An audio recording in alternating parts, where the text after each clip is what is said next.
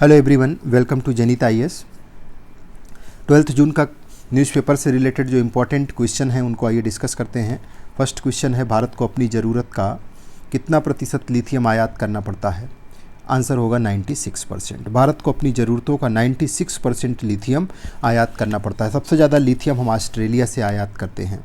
कर्नाटक के किस जिले में 1600 टन लिथियम भंडार की पुष्टि हो चुकी है? ये मांड्या जिला है। भारत में सबसे पहले जम्मू कश्मीर में इसकी पुष्टि हुई थी, जम्मू कश्मीर के रियासी ज़िले में, कि लिथियम भंडार भारत में है और रियासी ज़िले में 59 लाख टन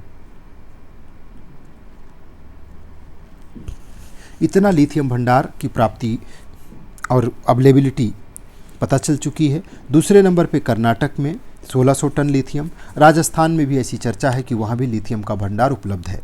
हाल ही में चर्चा में रहे बैटरी खनिज शब्द में क्या क्या शामिल है? ग्रेफाइट, निकेल, कोबाल्ट और लिथियम। लिथियम उसमें सबसे इम्पॉर्टेंट है। आंसर हो जाएगा डी, लिथियम आयन बैटरी आपने नाम सुना होगा।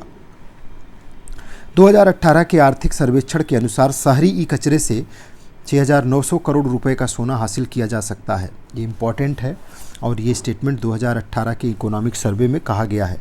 लिथियम आयन बैटरी का मुख्य घटक कोबाल्ट, भारत में बिल्कुल उसका नगण्य उत्पादन होता है। नगण्य उत्पादन होता है, ये स्टेटमेंट गलत हो जाएगा। आंसर है ए। लेकिन एक बात इसमें ध्यान रखिएगा कि नेशनल मेट्रोलॉजिकल लेबोरेटरी ने एक ऐसी तकनीकी का आविष्कार किया है जिससे लिथियम आयन बैटरी से 95% तक शुद्ध कोबाल्ट को प्राप्त किया जा सकता है। तो 95% तक अगर इस तकनीकी का व्यापक प्रयोग किया जाए तो भारत में भी प्रचुर मात्रा में कोबाल्ट का उत्पादन हो सकता है। अगला है, ई कचरा उत्पादन में भारत की वैश्विक रैंकिंग 5वीं है। पहले नंबर पे अमेरिका, दूसरे पे चीन, जापान और चौथे पे जर्मनी है, 5वें पे भारत है। शहरी खनन, अर्बन माइनिंग, इस शब्द का प्रयोग सबसे पहली बार 1980 में तोहोकू विश्वविद्यालय, जो कि जापान का एक विश्वविद्यालय है, उसके प्रोफेसर हिडियो नांजियो ने किया था।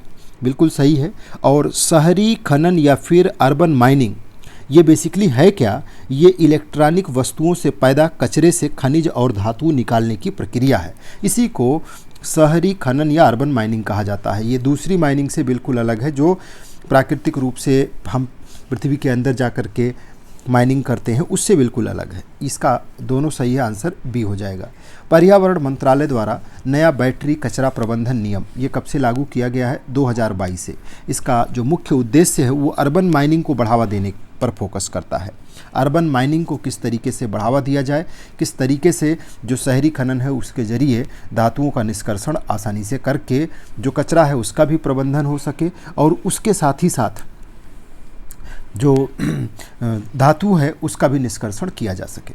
फिक्की की रिपोर्ट के मुताबिक भारत बैटरी और दुर्लभ पृथ्वी तत्व की अपनी क्षमता का कितना प्रतिशत उत्खनन कर पाया है? तो यह भी केवल और केवल 10%। 90% अभी हमारी क्षमता बची हुई है। ये फिक्की की रिपोर्ट कह रही है कि केवल 10% ही भारत ने इसका उपयोग किया है। निम्न में से कौन सा सुमेलित नहीं है? सतत क्रिटिकल मिनरल समझौता, ये सब जो है अर्बन माइनिंग से रिलेटेड है। क्रिटिकल लॉ मटेरियल क्लब, ये भी अर्बन माइनिंग से, ये कनाडा का है, ये यूरोपीय यूनियन का है। अभी हाल ही में अर्बन माइनिंग से संबंधित ही खनिज सुरक्षा साझेदारी, अर्बन माइनिंग से ही रिलेटेड खनिज सुरक्षा साझेदारी हुई है G7 देशों के बीच। तो ये तीनों सही हैं। कोबाल्ट से 95% शुद्ध लिथियम की प्राप्ति, नेशनल मेट्रोलॉजिकल लेबोरेटरी, तो ये गलत हो गया। यहाँ पे लिथियम से कोबाल्ट की प्राप्ति है, ना कि कोबाल्ट से लिथियम की। और अंतिम प्रश्न है, अंतर्राष्ट्रीय ऊर्जा एजेंसी, इंटरनेशनल एनर्जी एजेंसी, इसका मुख्यालय भारत में है के गुड़गांव में, के अनुसार इलेक्ट्रिक कार में CNG कार के मुकाबले कितना गुना अधिक खनिज खर्च कितना गुना अधिक होता है?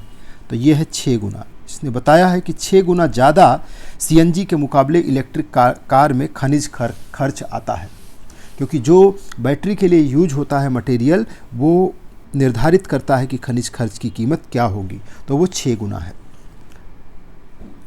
तो ये था 12 जून का कुछ क्वेश्चंस पेपर से, न्यूज़पेपर से, जो आपके लिए इम्पॉर्टेंट है, यहाँ कलेक्ट किया गया है और उसको हमने डिस्कस कर दिया है।